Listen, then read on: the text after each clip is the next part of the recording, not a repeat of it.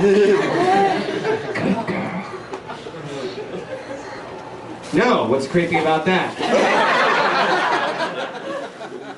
Nothing creepy about that in the least. He loved her. He just wanted her to be flea-bitten. Have you seen the internet memes with the dogs wearing wigs? Yes. Yeah. That's hilarious. Yes. What's been your favorite moment working on Star Trek? All of them? Yeah, all of them. No, all of them. Yes. It's mostly awesome all the time. Although, like, I was a big Grant Imahara fan before Star Trek Continues, and so, like, the first day on the set, I was like, you know, like, he's sitting, like, right there, and you're like...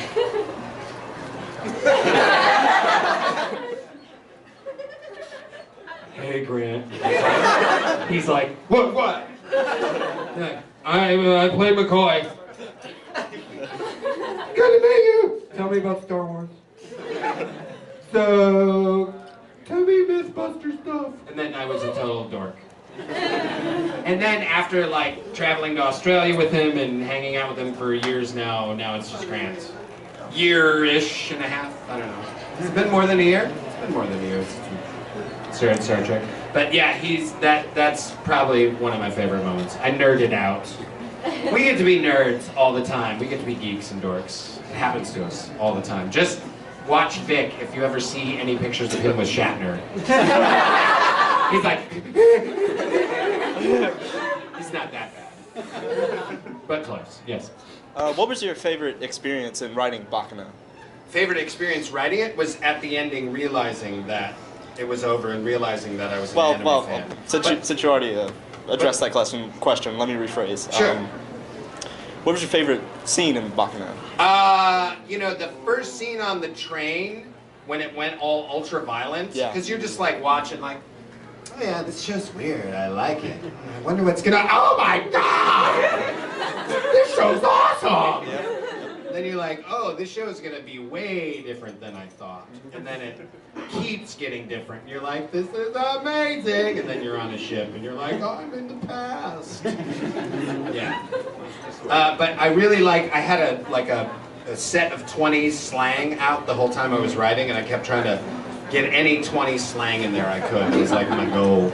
Yes, Chris. I have a related question. When you mentioned the 20s slang and whatnot, Bacchanal is one of my favorite written animes. Thank you. I'm really curious, was there any reference materials that you used while writing in order to kind of get into the feel of the 20s and to get into the emotions of it? Yeah, you know, I mean, I kind of had the general idea of what I wanted to do, so I really just, like, the internet is great for writers, because, like, before in the past, if you were like, I want to write 20s slang, you had to, like, go talk to somebody who was old. And if you wanted to write military slang, you had to go talk to a military person. But now, because of the internet, you're like 20s slang, and there's 7 pages that pop up, and you get to look through it referentially. So that is a lot of fun to be able to do that. Yes? I was wondering if Stein walked into McCoy's med bay. Good God, man. What happened to you? Nothing yet. Would you take out my spleen? I'm a doctor, not a psychopath. Yeah, that'd be awesome. Yeah. Did you ever like adapt some of the 20 slang into your everyday vocabulary? Or has that ever happened with any character? No, I didn't adopt any of the 20s slang because mostly girls don't understand. Like, look at those gams. They're like, what are gams? They're your legs, and I'm calling them pretty. Why would someone think legs are pretty? Because it's the 20s, and we're crazy and drunk. But a lot of the characters that I do are already in me, and then they end up coming out all the time. Like in the drive-thru. Oh my goodness, can I have a Big Mac? No.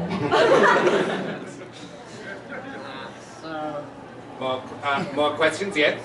What is your favorite character to play?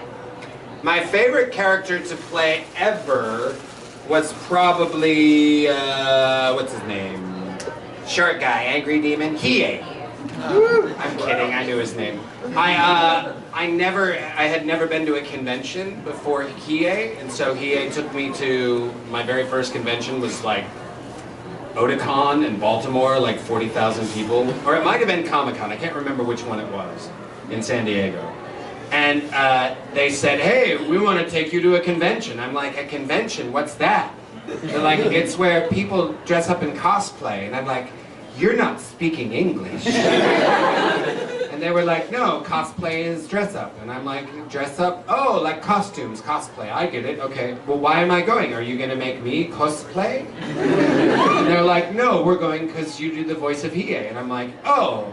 Am I gonna like pass out flyers? Watch my show, Yu Yu Hakusho, it's a good show." And they're like, "No, you're gonna sign autographs." And I was like, "You're stupid." And they were like, "No, you're stupid." And so we flew, they're like, "We're gonna give you a plane ticket." And I was like, "That's great!" I'm like, "Mom, I get a free plane ticket."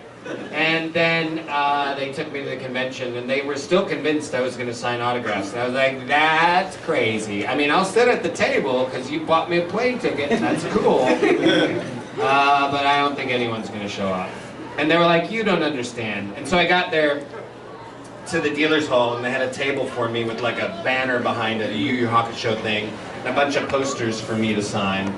And they said, "We've got you scheduled for 4 hours." And I'm like, "Do I have to sit here the whole time if nobody comes?" And they're like, "No, that's your line."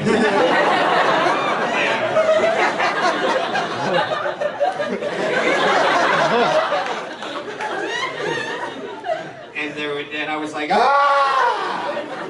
Because I'd gone from not signing any autographs to signing autographs for 4 hours. And so I was like scared for the first 11 minutes because those are people who really had to pee. They've been in line for a long time. I've discovered that the need to pee is part of what makes fangirls fangirl out. Because they're like, because they've been standing in line so long. They just really have to pee. And so the first 11 minutes were a little scary. They were kind of like, and I was like, oh.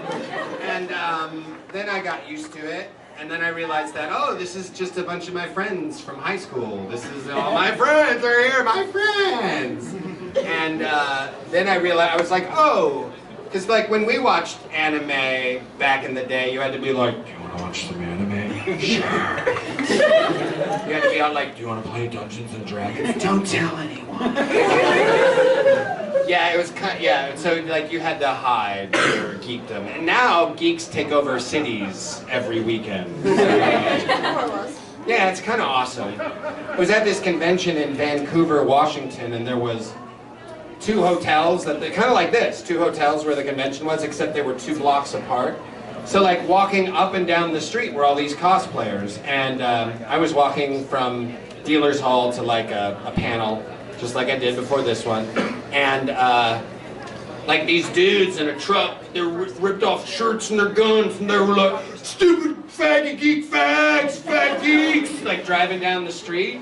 And like, I got all angry like a dad, like, sure, like I started to get angry, and then I realized, everybody's carrying weapons. Like, you guys really shouldn't pull over because you will get crushed. No, you know what? You wouldn't get crushed. You know what would happen if you pulled over? You'd be like, "Faggot geek, fag nerds!" And you get out of the truck and someone would be like, "Here, wear these cat ears." And they'd be like, "Faggot geek, fag..." "Can we play Cards Against Humanity?" "Come, brother, let go of your anger. Welcome to our family."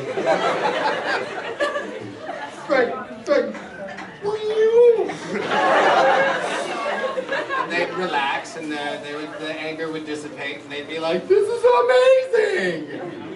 So it's kind of totally changed since I was your age. When I was your age, it was just constant being stuffed into lockers. I got stuffed into lockers in junior high a lot. Until a friend of mine became my bodyguard. Jeff, this is my buddy Jeff. He was my bodyguard in junior high. Everyone say hi, Jeff. He totally did. He was that big in 7th grade. a little bit bigger now.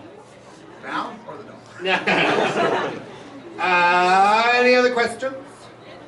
In the back. What got me into voice acting? My voice. No, I started as an actor, and then I was at rehearsals in the Dallas-Fort Worth area, and this guy, Brad Jackson, who played Oolong in Dragon Ball Z, he came up to me and he was like, "Hey, you should go audition for this Dragon Balls thing." And I was like, "Sounds pornographic." And he was like, "No, it's awesome. It's anime or something. I don't know. It's Japanese cartoons. You should go do it." And I was like, "Okay." And so he gave me this number to call. Like, "Here, call this number. This guy's name is Chris Sabat." And I was like, "Okay, I'll give him a call." And I called him and he was like, "Yeah, hey, you want to do an audition?" That's the worst Chris Sabat appearance. It always just turns into Cookie. "Oh, no, you're Cookie Chris Sabat." But I made the audition, and I almost didn't go that day. It was one of those days where, like, you get in a fight, and you're angry, and you're sad, and your bank account's overdrawn, and, like, I was driving, and my car got a flat tire, and it was raining, and I ripped my pants, and, you know, everything was bad.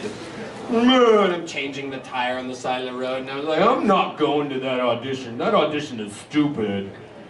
And then, like, it was just like I heard this voice, like a Chuck. It was Vic Mignogna's voice. "Chuck,